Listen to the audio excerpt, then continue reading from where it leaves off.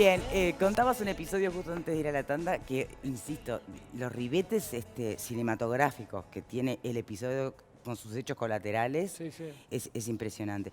Graciano, vos querías plantear algo. Claro, porque a lo largo de la conversación, que realmente ha sido muy jugosa, la verdad, un programa muy interesante el de hoy, quizá queda flotando en el aire, sobre todo para quienes no eran contemporáneos de esa época, queda flotando en el aire una idea que yo creo que no se ajusta a la realidad, de un Montevideo de los años 60, muy idílico, muy bucólico, de mucha tranquilidad, en fin. Y en realidad este episodio de Liberación no es el único que muestra ya en aquella época episodios de una violencia feroz desatada en la sociedad. Y yo quisiera recordar otro personaje, otro episodio vinculado en aquellos años, que quedó marcado a nuestra generación, yo repito, en esa época tenía unos 10 años más o menos, que fue el famoso personaje que también estaba en una canción de Jaime Ross, el Mincho Martín Corena. En aquella época a lo que hoy se llaman menores, les llamaban infantos juveniles, delincuentes infantos juveniles. El Mincho Martín Corena era un personaje increíble, que tenía una saga de crímenes en su haber muy grande, que incluso una vuelta había pisado con un auto a un bombero y le preguntaban por qué lo había hecho y para sentir el ruido que hacía. Fíjese hasta dónde llegaba la maldad de esa persona que practicó un homicidio simplemente por el gusto de ver qué ruido hacía pasando el auto por arriba. Bueno, quiere decir que incluso antes, yo recuerdo el famoso caso de la degollada de la Rambla Wilson, que fue muy anterior, pero por ejemplo, y ustedes hablaban de episodios truculentos, se hizo un maniquí, porque no se sabía la identidad de esta persona, que había sido una mujer que había aparecido muerta degollada en la Rambla Wilson, y se hizo un maniquí y se, digamos, reprodujo la cara de la fallecida a ver si alguien lo reconocía. Y ese maniquí, digamos, ese muñeco o esa muñeca, estuvo expuesto en una tienda, creo, en el centro de Montevideo, durante mucho tiempo a ver si aparecía alguien que la podía reconocer. Es decir, tenemos un Montevideo de los años 30, 40 y 50 y 60 salpicado de episodios de mucha violencia. Él citaba el caso del asalto al Cambio Mesina, por ejemplo, de mucha violencia que quizás muestran todavía los ecos de ese pasado bárbaro del Uruguay del siglo XIX, ¿no? Pero a ver, que hacía referencia ¿remite a Fernando. al pasado bárbaro del Uruguay o remite a la naturaleza humana? Porque episodios de violencia y crímenes espantosos se siguen sucediendo acá y en el mundo, ¿no? Ya sé, pero quería subrayar que ese Montevideo idílico de los años 60 no era tal, que ya había episodios de una gran truculenta. A través del diario Acción, que es nada menos que Maneco Flores Mora, ¿no? Maneco Flores Mora fue el cronista policial, entre otras cosas que hizo en el diario Acción, y sus crónicas son piezas literarias de primera línea. Me vino a la mente cuando Maneco escribe sobre la degollada de la Rambla Wilson, le pone de título a la nota Sintética Noche Triste, porque había un tango que decía Sintética Noche Triste de crónica policial. Un escritor demencial que estaría muy bueno volver a esas crónicas del diario Acción, porque es también una crónica de un Montevideo real, ¿no? Sí, pero también recordá que no era la era de la imagen, que Claro. era la era donde la radio y la literatura ayudaban a que el sujeto humano, el lector, el activo en relación con la obra, pudiera crear imágenes, pudiera construir.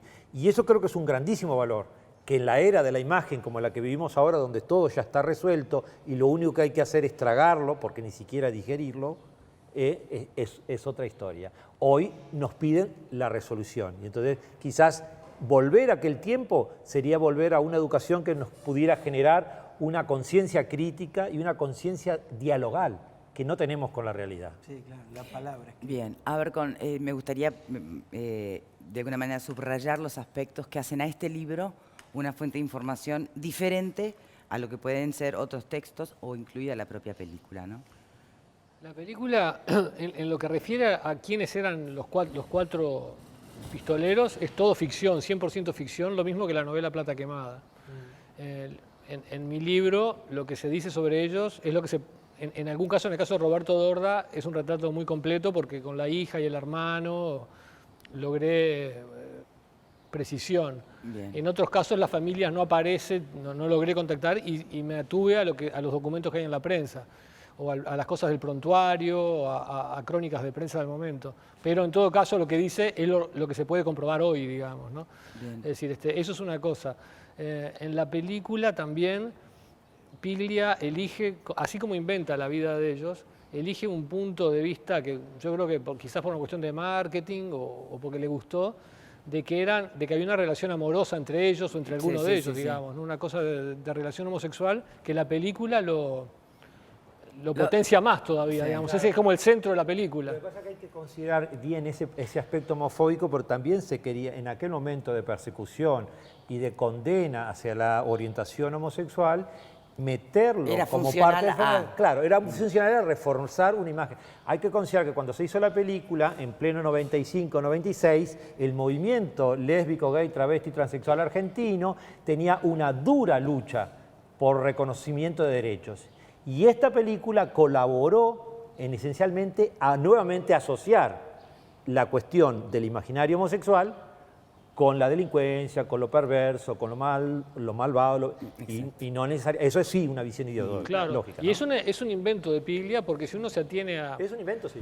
a los recuerdos de los familiares y a las notas de prensa, no hay nada que diga que eran homosexuales. Solo en alguna nota de prensa referente solo a Mereles, pero en el marco de una cosa muy machista y homofóbica, se listan una cantidad de defectos, entre comillas, de Mereles, entre los cuales le ponen bisexual, drogadicto, homosexual, no sé, pero eso no tiene ninguna...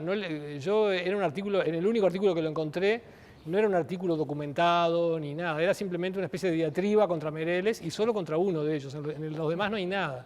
Es una cosa que inventó Piglia, que quizás leyó ese artículo y ahí se le disparó la idea. Exacto.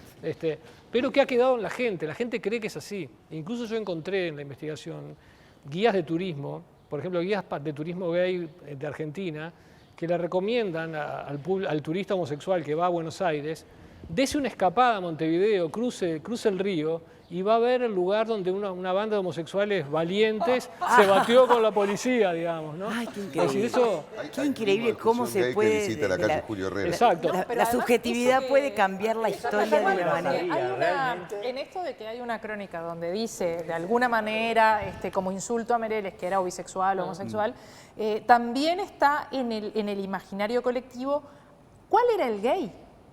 Cuando hablas de Rivera, ¿cuál era el gay? No, pero, no de los actores, pero hay como uno era gay. Sí, por eso.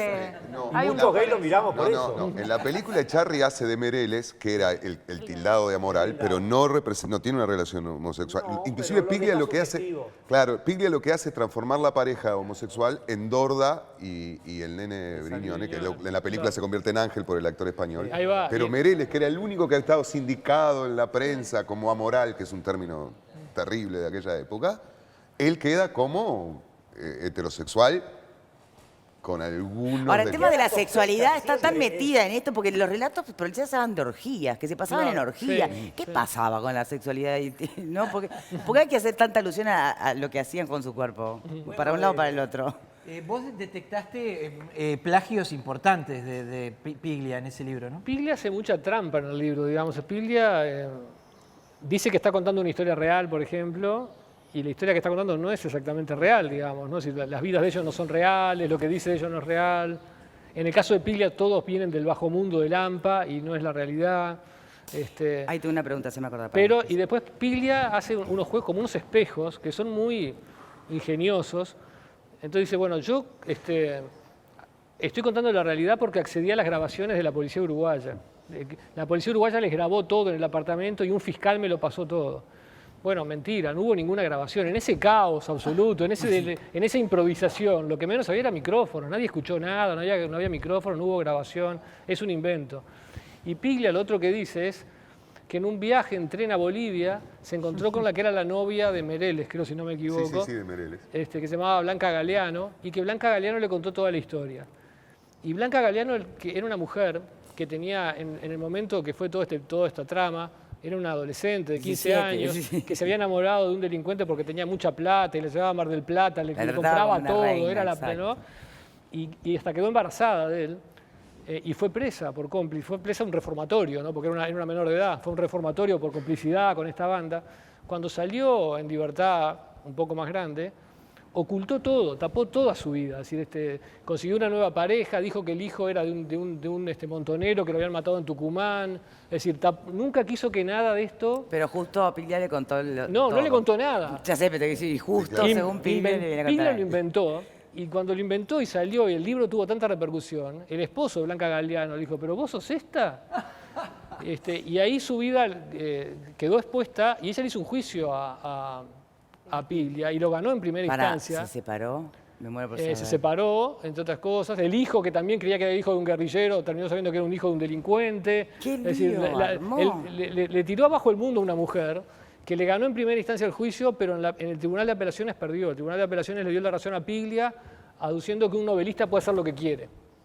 Mira vos. O sea que en realidad lo que Entonces, tendría el que haber libro hecho la Plata mujer Quemada es es un libro decirle... muy complicado, digamos. Es decirle al hombre que es mentira, que esto es una novela. Bueno, pero Decirle a su la hija de mentirle a su Dorda marido. Y la hija de Orda también le hizo un le juicio. hizo un juicio a Piglia También. y lo pierde. También en segunda instancia. En También lo segunda ganó en instancia. primera instancia, también lo perdió en segunda instancia. Lo que pasa es que o sea, la ficción es ficción Piglia siempre. se quedó con la plata, ¿quién se quedó? Piglia se quedó Pero con el la asunto es plata. así, la ficción es ficción siempre, pero es legítimo decir que vos estás contando realidad y en realidad estás contando ficción. Esa es la polémica que nos plantea Piglia. Absolutamente. Tenemos que hacer una pausa y ya venimos. Ontológicamente, sí.